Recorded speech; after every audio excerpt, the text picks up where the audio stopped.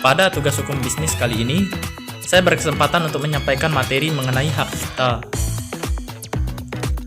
Berikut adalah nama kelompok kami yang mengerjakan tugas mengenai hak cipta ini. Saya selaku moderator yang pertama, Ida Bagus Rai Semarbawa, NIM A0D0247, yang kedua IN Hospita, yang ketiga Ira Nurmaini, yang keempat Irma Selviana. Hak cipta. Apakah hak cipta itu? Tidak banyak orang mengetahui mengenai hak cipta ini. Saya akan menyampaikan sedikit penjelasan sebagai gambaran mengenai hak cipta. Hak cipta adalah hak eksklusif pencipta yang timbul secara otomatis berdasarkan prinsip deklaratif setelah suatu ciptaan diwujudkan dalam bentuk nyata tanpa mengurangi pembatasan sesuai dengan ketentuan peraturan perundang-undangan. Hak cipta mencakup apa saja? Hak cipta merupakan salah satu bagian dari kekayaan intelektual yang memiliki ruang lingkup objek dilindungi paling luas karena mencakup ilmu pengetahuan, seni, dan sastra atau art and literary yang di dalamnya mencakup pula program komputer.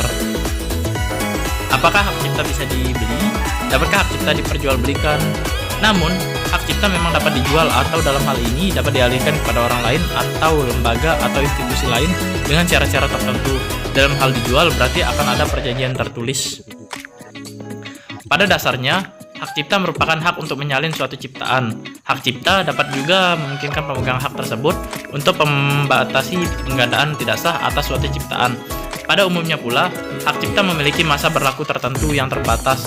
Hak cipta berlaku pada berbagai jenis karya seni atau karya cipta atau ciptaan. Ciptaan tersebut dapat mencakup puisi, drama, serta karya tulis lainnya, film, karya-karya koreografi, seperti tari, balet, dan sebagainya, komposisi musik, rekaman suara, lukisan, gambar, patung, foto, perangkat lunak komputer, siaran radio dan televisi, dan dalam yurisdiksi tertentu seperti desain industri. Hak cipta merupakan salah satu jenis hak kekayaan intelektual, tetapi hak cipta berbeda secara mencolok dari hak kekayaan intelektual lainnya. Contohnya seperti paten yang memberikan hak monopoli atas penggunaan invensi. Karena hak cipta bukan merupakan hak monopoli untuk melakukan sesuatu, melainkan hak untuk mencegah orang lain yang melakukannya. Dasar hukum hak cipta saat ini diatur dalam UU HC. Sebagai informasi, UU HC ini menggantikan Undang-Undang Nomor 18 Tahun 2002 tentang hak cipta. Dasar hukum hak cipta saat ini diatur dalam Undang-Undang Nomor 28 Tahun 2014 tentang hak cipta atau yang dikenal dengan UU HC. Sebagai informasi, UU HC ini menggantikan Undang-Undang Nomor 18 Tahun 2002 tentang hak cipta atau yang dikenal dengan UU Hak Cipta. Ketentuan hukum. Pertama, ketentuan pasal 1 ayat 1 UU HC mengartikan hak cipta adalah hak eksklusif pencipta yang timbul secara otomatis berdasarkan prinsip deklaratif setelah suatu ciptaan diwujudkan dalam bentuk nyata tanpa mengurangi pembatasan sesuai dengan ketentuan peraturan perundang-undangan.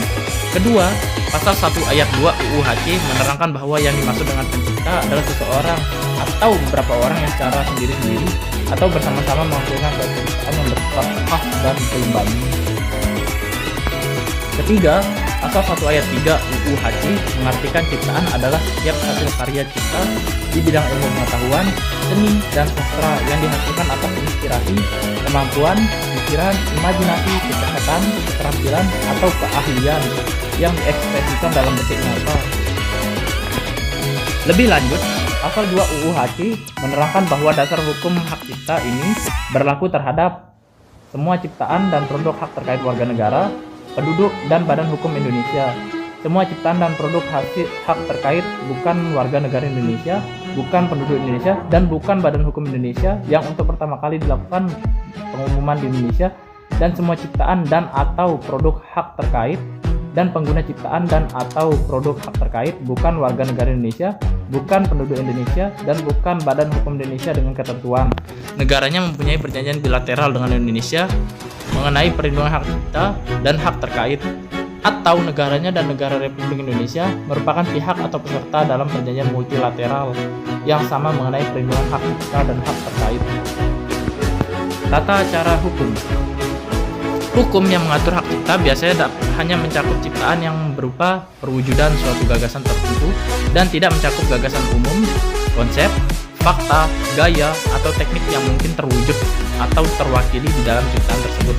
Sebagai contoh, hak cipta yang berkaitan dengan tokoh kartun Mickey Tikus melarang pihak yang tidak berhak menyebarkan salinan kartun tersebut atau menciptakan karya yang meniru tokoh tikus tersebut, ciptaan Walt Disney tersebut.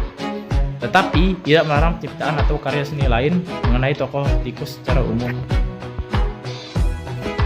Berdasarkan ketentuan pasal 5 ayat 1 UU HC, hak moral adalah hak yang melekat secara abadi pada diri pencipta untuk tetap mencantumkan atau tidak mencantumkan namanya pada salinan sehubungan dengan pemakaian ciptaannya.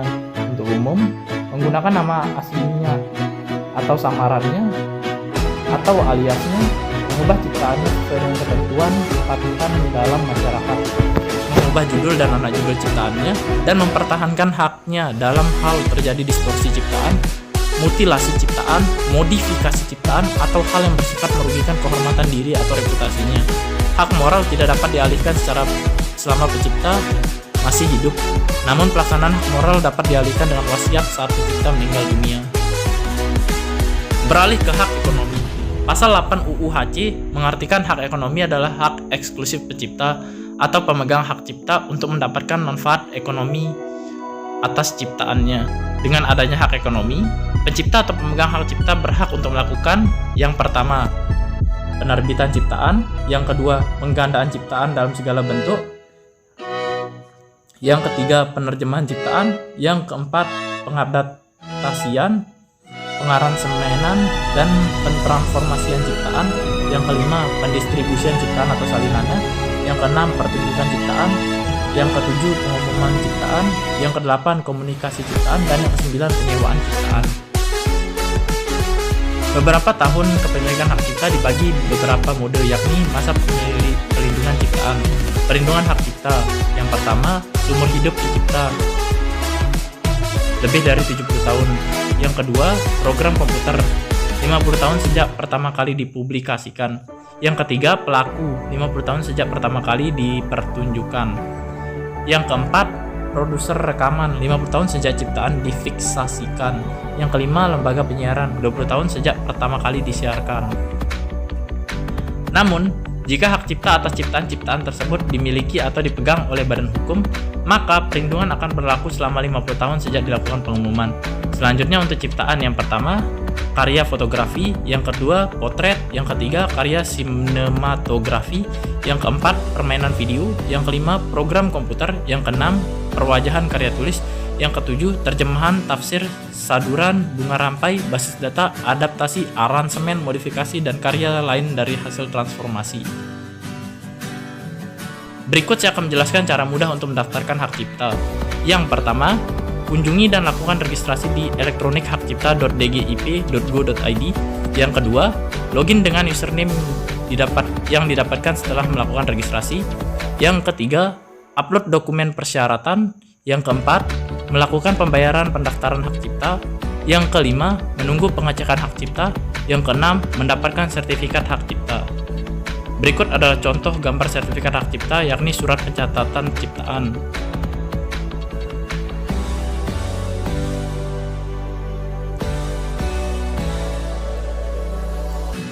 Tidak terasa saya sudah menyampaikan begitu panjang lebar mengenai materi mengenai hak cipta.